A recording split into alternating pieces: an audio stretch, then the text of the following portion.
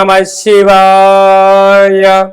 ఓం నమో నారాయణాయ. ఓం శ్రీ స్వర్ణాకర్షణ కాళభైరవాయ నమో నమః. నరదృష్టి నివారణ కాళభైరవాయ నమో నమః. ఓం కాళకాలాయ విద్మహే కాళాతీతాయ ధీమహి తన్నో శ్రీ స్వర్ణాకర్షణ కాళభైరవ ప్రచోదయాతు. హరి ఓం. మా ఛానల్కి స్వాగతం. చూస్తున్న వీక్షకులకు ప్రేక్షకులకు ప్రియ కాళభైరవ భగవద్బంధుకి స్వాగతం పలుకుతూ మమ్మల్ని ఎంతగానో ఆదరిస్తూ ఉండబడినటువంటి ప్రియ సోదరి మండలకు అందరికీ కూడా వసంత పంచమి మాఘ పంచమి సాక్షాత్ మహాసరస్వతి అమ్మవారి యొక్క ఆశీస్సులు అందరిపైన ఉండాలని, అందరినీ విద్యావేత్తలుగా, జ్ఞానవంతులుగా, గుణవంతులుగా, సంపన్నవంతులుగా అమ్మవారి యొక్క ఆశీస్సులు ప్రసాదించాలని కోరుకుందాం. 1వ తారీఖు 2వ నెల 2024 నుండి 15/2/2024 వరకు పుట్టినటువంటి వారందరికీ కూడా ముందస్తుగా జన్మదిన శుభాకాంక్షలు. గతంలో వివాహం చేసుకున్న వారికి వివాహ వార్షికోత్సవ శుభాకాంక్షలు. ద్వాదశ రాశుల్లో గ్రహ గమనాల్ని ఒకసారి వీక్షింపచేద్దాం. మేషరాశిలో గురువు, కన్యరాశిలో కేతు సంచార స్థితి, ధనుసు రాశిలో కుజుడు బుధుడు శుక్ర సంచార స్థితి, మకర రాశిలో రవి సంచార స్థితి, కుంభరాశిలో శనిచర స్వామి స్వక్షేత్ర సంచార స్థితి, మీనరాశిలో రాహు సంచార స్థితితో ద్వాదశ రాశుల్లో గ్రహ గమనాలు ఈ విధంగా ఉన్నాయి. 6వ తారీఖున కుజుడు మకర రాశిలోకి ప్రవేశం, 12వ తారీఖున శుక్రుడు మకర రాశిలోకి ప్రవేశం, 14వ తారీఖున రవి భగవానుడు ఏడాది తర్వాత కుంభరాశిలోకి సంచార స్థితి, అక్కడే ఉండబడినటువంటి శనితో కలిపి రవి సంచార స్థితి ఉంటుంది. కనుక ద్వాదశ రాశిలో గ్రహ గమనాల్ని అనుసరిస్తూ ఈ యొక్క పక్షం రోజుల్లో ఎలా ఉండబోతుందో సవివరంగా సంపూర్ణంగా తెలుసుకుందాం. కుంభరాశి వారు మాఘ పంచమి సందర్భంగా అమ్మవారి యొక్క ఆశీస్సులు ఎలా పొందాలో ఈ వీడియోలో సవివరంగా సంపూర్ణంగా తెలుసుకుందాం. కుంభరాశిలో ఏ నక్షత్రాలు వస్తాయిగా? ధనిష్ట నక్షత్రంలోని 3వ పాదం, 4వ పాదం, శతభిష నక్షత్రంలోని 4 పాదాలు, పూర్వాభాద్ర నక్షత్రంలోని 1, 2, 3 పాదములు కలిపితే కుంభరాశి. చాలా మందికి పుట్టినటువంటి కాల సమయంలో డేటా ఆఫ్ బర్త్లు లేనటువంటి కారణం వల్ల పేరు యొక్క మొదటి అక్షరాన్ని అనుసరిస్తూ ఆ రాశిని తెలుసుకునే ప్రయత్నం అవుతుంది. అవి ఏ అక్షరాలు ఒకసారి పరిశీలన చేద్దాం. గు, గే, గో, సా, సి, సు, సే, సో, ద అక్షరాల వారందరూ కూడా కుంభరాశి జాతకులే. కుంభరాశి యొక్క అధిపతి శనిచర స్వామి వారు. వీరికి మధ్యమ ఏళ్ల నాటి శని సంచార స్థితి జరుగుతున్న విషయం తెలిసినటువంటిదే. కనుక అమ్మవారికి తెలుపు రంగుతో కూడుకున్నటువంటి పాలతో పాయసం, చక్కెర పొంగలి, తెల్ల నువ్వులతో కూడుకున్నటువంటి పదార్థాలను, సున్నుండలని ఏర్పాటు చేయడము, తెలుపు గాజులు, తెలుపు పుష్పాలతో అర్చన చేయడం వలన శని యొక్క తీవ్రత తగ్గి జ్ఞానం కలిగి విద్యలో, ఉద్యోగంలో, వ్యాపారంలో తిరుగులేని రారాజులు వీళ్ళు అవుతారని చెప్పి గమనించాలి. వీరికి రాశిలోని శని సంచార స్థితి ఉండడం వలన వృత్తులలో, ఉద్యోగాల్లో, వ్యాపారంలో స్వల్పమైనటువంటి ఆటంకాలు ఉండినను వాటిని తగ్గించుకునే ప్రయత్నం చేయాలి. ఆవేశానికి సరైన సమయం కాదు. మీ జన్మ నక్షత్రం రోజున మంగళ, శనివారాలు, అష్టమి తిథి ఎందున కొత్త పనులకు శ్రీకారం చుట్టకపోవడం యోగదాయకం అని చెప్పి గమనించాలి. ధనావాకు కుటుంబస్థంలో రాహు సంచారించడం వలన దయచేసి బంధువులు కదా, మిత్రులు కదా, స్నేహితులు కదా అని చెప్పి అప్పులు ఇచ్చారా తిరిగి రావు. తృతీయంలో గురు సంచార స్థితి ఉండడం వలన తల్లిదండ్రులతో, అన్నదమ్ములతో, పార్ట్నర్షిప్ వ్యవహార కార్యక్రమం ఆచరించే వారితో సున్నితమైన స్వభావం కలిగి అవుననకుండా కాదనకుండా కాలం సమాధానం చెప్తుందని చెప్పి కాలాన్ని నెట్టగలిగితే మంచి కాలం అని చెప్పి గమనించాలి. అష్టమంలో కేతు సంచార స్థితి ఉండడం వలన చిన్న చిన్న విషయాలకు ఆందోళన, నిద్రలేని రాత్రులు గడపడం, ప్రతిదాన్ని ఎక్కువగా ఊహించుకోవడం, ఓవర్ కాన్ఫిడెన్షియల్గా ప్రయాణం చేయడం అనేది ఆరోగ్యానికి సమయం వృధా అవుతుందని చెప్పి గమనించాలి. రాజ్యస్థానంలో లాభస్థానంలో కుజుడు శుక్ర సంచార స్థితి ఉండడం వలన అప్పులు ఇవ్వకుండా ఉండబడిన దాంతో స్థిరచర ఆస్తులను కాపాడుకునే ప్రయత్నం చేయండి. వేన్లో బుధాదిత్య రాజయోగం కావడం వలన ప్రభుత్వ ఉద్యోగస్తులతో, ప్రభుత్వ అధికారులతో, పోలీసు వారితో, రక్షణ శాఖతో మౌనంగా ధ్యానంగా ఉండే ప్రయత్నం చేయండి. పెద్ద పెద్ద సమస్యలను దరి చేరకుండా మీ యొక్క విజయానికి మీరు స్వాగతం పలకండి. స్వయం వృత్తులు, సేవా రంగాలు, సాఫ్ట్వేర్లు, యూట్యూబ్, వాట్సాప్, ఫేస్బుక్ నడిపేటువంటి వాళ్ళు, స్వయం వృత్తులు, గృహ భవన నిర్మాణ కార్యక్రమం చేసేవారు, వ్యవసాయ సోదరి మండలకు మంచి కాలమే అని చెప్పి గమనించాలి. ఫిబ్రవరి మాసంలో ప్రథమార్థంలో ముఖ్యమైనటువంటి పండుగల గురించి క్లుప్తంగా సవివరంగా సంపూర్ణంగా తెలుసుకుందాం. 3వ తారీఖున బహుళాష్టమి విశాఖ నక్షత్రము శనివారం సందర్భంగా, అలాగనే 9వ తారీఖు 2వ నెల 2024 పుష్యమాస అమావాస్య కళౌ వెంకటనాయక వెంకటేశ్వర స్వామి యొక్క జన్మ నక్షత్రం అవ్వడం వలన శ్రీ క్షేత్రపాలక కాళభైరవ స్వామి వారి యొక్క పూజ, అర్చన, కాళభైరవ అష్టకం చదవడం, వినడం యోగదాయకం అని చెప్పి గమనించగలగాలి. ఒక్కొక్క మాసంలో ఒక్కొక్క కాళభైరవుడు ఉంటాడు కనుక ఈ పుష్యమాసంలో శ్రీ క్షేత్రపాలక కాళభైరవ స్వామిని స్మరించడం, ధ్యానించడం, ఆరాధించడం, కాళభైరవ అష్టకాన్ని వినడం వలన, అంటే ప్రతి ఇంట్లో ఒక పెద్ద ఆయన ఉంటాడు, ఆయన రక్షణ బాగుంటేనే ఇంట్లో వాళ్ళందరూ బాగుంటారు కనుక మనము మన కుటుంబ సభ్యులందరం కూడా క్షేమంగా, లాభంగా, ఆయురారోగ్యాలుగా ఉండగలగాలి అన్నట్లయితే శ్రీ క్షేత్రపాలక స్వామి వారి యొక్క స్మరణ, ఇంట్లో కూష్మాండ దీపము, కాళభైరవ స్వామి యొక్క సౌభాగ్య ముడుపును కట్టుకొని చేయడం వలన సర్వత్రా శుభం కలుగుతుంది.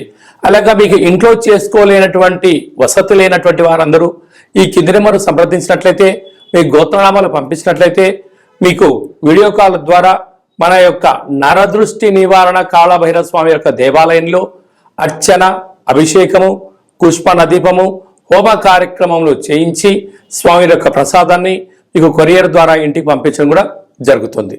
అలాగనే మనకు 10వ తారీఖు నుంచి, ఫిబ్రవరి 10వ తారీఖు నుంచి మాఘమాసం ప్రారంభము. శాస్త్రాల్లో మనకి ఏమని చెప్పారయ్యా అంటే ఆమాకావై ఆషాఢ, కార్తీక, మాఘ, వైశాఖ మాసములు అద్భుతమైనటువంటి ఆధ్యాత్మిక చింతనకు మంచి మాసాలు అని చెప్పడం జరుగుతుంది. కనుక మాఘమాసంలో పరమేశ్వరుడి యొక్క స్మరణ, స్వామివారి యొక్క దర్శనం, అభిషేకం వలన యోగం కలుగుతుందని చెప్పి గమనించగలగాలి. 14వ తారీఖున మాఘశుద్ధ పంచమి, మాఘ పంచమి, సాక్షాత్క మహాసరస్వతీదేవి అమ్మవారు భూమండలంలో ఉండబడినటువంటి అందరికీ వాక్కును ప్రసాదించేటువంటి స్వామివారు కనుక అందరికీ విద్యా వినయ సంపన్నం అంటారు. విద్య ద్వారా వినయం, వినయం ద్వారా ఉద్యోగం, ఉద్యోగం ద్వారా ధనం, ఆ ధనం దుర్వినియోగం కాకుండా సద్వినియోగం ఎలా పరుచుకోవాలో మనకు సరస్వతి మాత ఆశీస్సులతో ఉండడం జరుగుతుంది.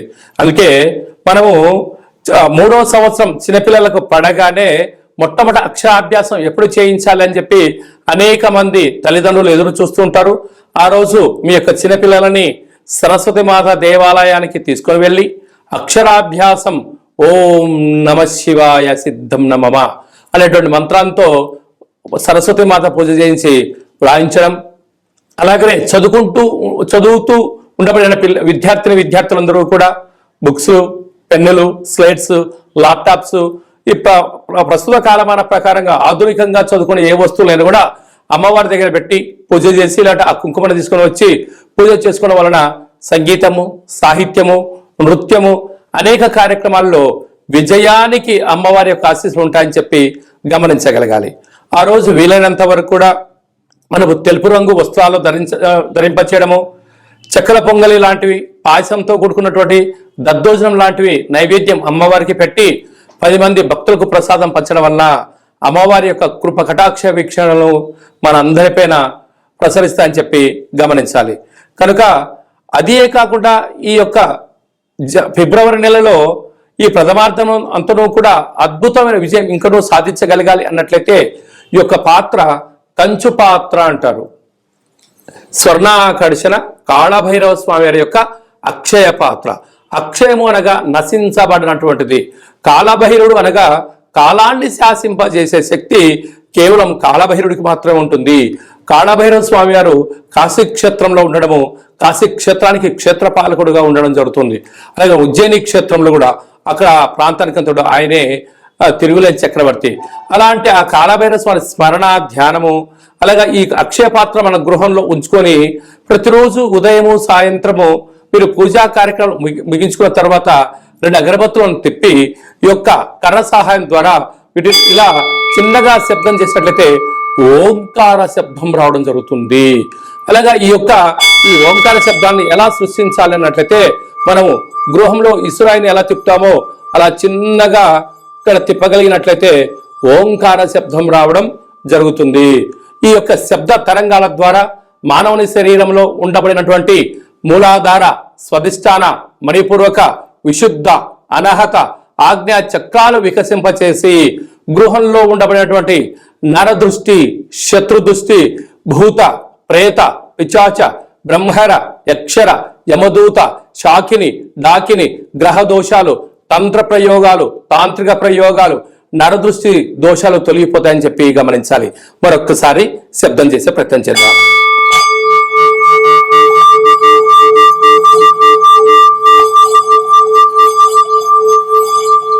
ఈ యొక్క శబ్ద తరంగాల్ని ఇంట్లో ప్రసరించడం వల్ల సర్వము ఐశ్వర్యం కలిగి అపార కుబేర సంపన్నులు అవుతామని చెప్పి గమనించాలి.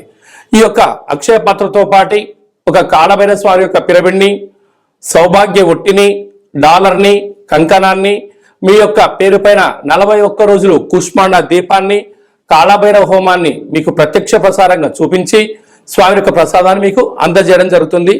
ఆసక్తి గలవారు ఈ కింది నెంబర్ని సంప్రదించవచ్చు. అలాగనే మీ వ్యక్తిగత జాతకం తెలుసుకోవాలనుకుంటున్నారా?